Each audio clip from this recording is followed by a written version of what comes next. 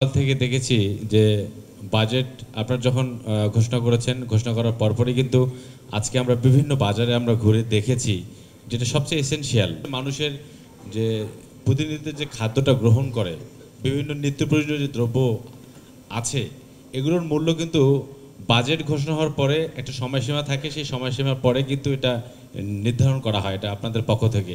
কিন্তু তার আগেই দেখা গেছে যে বাজারে বাজেট ঘোষণার সাথে সাথেই যে দাম ছিল সে দামটা আরও বেড়ে গেছে এবং ভোক্তাদের মধ্যে একটা অস্বস্তি এটা প্রকাশ করছে। এটা আপনারা কীভাবে মনিটরিং করবেন? আমি বাণিজ্য মন্ত্রীর কাছে এটা জানতে চাচ্ছি যে আসলে আপনারা এটা কীভাবে এটাকে মনিটরিং করবেন এবং আপনাদের যে নির্বাচনী ইস্তেহার ছিল সেই ইস্তেহারের বাস্তবায়নের ক্ষেত্রে এটা কতটুকু আপনারা বাস্তবায়ন করবেন? ধন্যবাদ। বাজার মনিটরিং আমাদের চলছে এবং এটা চলমান একটা প্রক্রিয়া, এটা চলতে থাকবে এবং আমরা এখন পর্যন্ত বাজার অস্থির হয়ে যাচ্ছে নিত্য প্রয়োজনীয় জিনিসের এই রকম কোনো হঠাৎ করে কিন্তু তথ্য নাই। সো বাজারে বাজেটের সাথে অনেক জিনিসের দাম বাড়ে এবং কমে, সেটা ঠিক আছে, যেটার দাম হয়তো ট্যাক্সের অ্যাডজাস্টমেন্ট হয়েছে, বাড়বে বা কমবে, কিন্তু স্পেসিফিক্যালি নিত্য প্রয়োজনীয় জিনিসের কোনো দাম বাড়ার মতো এই বাজেটে কিন্তু ঘোষণা নাই।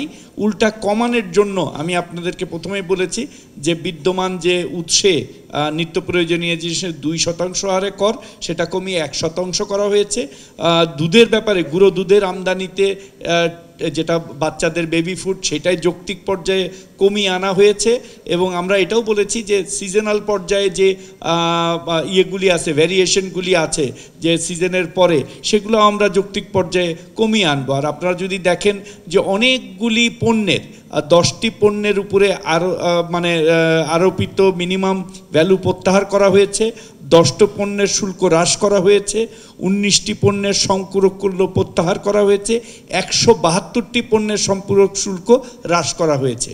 এটা কিন্তু পর্যায়ক্রমে এই শুল্কগুলি হ্রাস করা হচ্ছে এবং অন্যান্য শুল্কও যেগুলো আছে সেগুলো এনবিআর যথাযথ সময়ে যৌক্তিক পর্যায়ে নিয়ে আসবে, যাতে আমরা এই যে আমাদের ফুড ইনফ্লেশন, আমাদের বাজেটেও বলা হয়েছে, আমরাও বারবার বলতেছি, ফুড ইনফ্লেশনটা তুলনামূলকভাবে বেশি। এর অনেকগুলি কারণ আছে, আপনারাও জানেন যে ইউক্রেন রাশিয়ার যুদ্ধ এবং বহির্বিশ্বে জিনিসপত্রের দাম বেড়ে যাওয়া। অনেকেই এই প্রশ্নটা করেন, আমি উত্তর দেই এইভাবে যে অনেকে এই প্রশ্নটা করেন যে চাল তো আমাদের এখানে লোকাল উৎপাদন হয়েছে, অনেক ভালো চাল হয়েছে, তাহলে চালের দাম বাড়লো কেন? অনেকে এই জিনিসটা খেয়াল করেন না যে বাজারে যখন মানুষ ধান নিয়ে যায়, ধান বিক্রি করে কিন্তু সে তেল কিনে, সে জানে যে তার 1 লিটার তেল কিনতে হবে, সে কিন্তু ওইভাবে রেশনালাইজ করে তার ধানের দামটা নিজ উদ্যোগেই বাড়িয়ে নেয়। আমাদের কৃষকরাও কিন্তু স্মার্ট। সো এই জন্য আমাদের যেসব লোকাল উৎপাদিত পণ্য, যখন অন্যান্য আমদানিকৃত উৎপাদিত পণ্যের দাম বেড়ে যায়, অটোমেটিক্যালি বাজারে তারাও এটাকে রেশনালাইজ করে বাটারের যে সিস্টেমের মতো, তার কারণ সে জানে যে তার 1 লিটার তেল নিতে হবে, সে ওই রেশনাল অনুযায়ী সবজির দামও বাড়ায় দেয় এবং উৎপাদিত পণ্যের দামও বাড়ায় দেয়, যার ফলে এটার মার্কেটে রিফ্লেকশন বেশি হয়।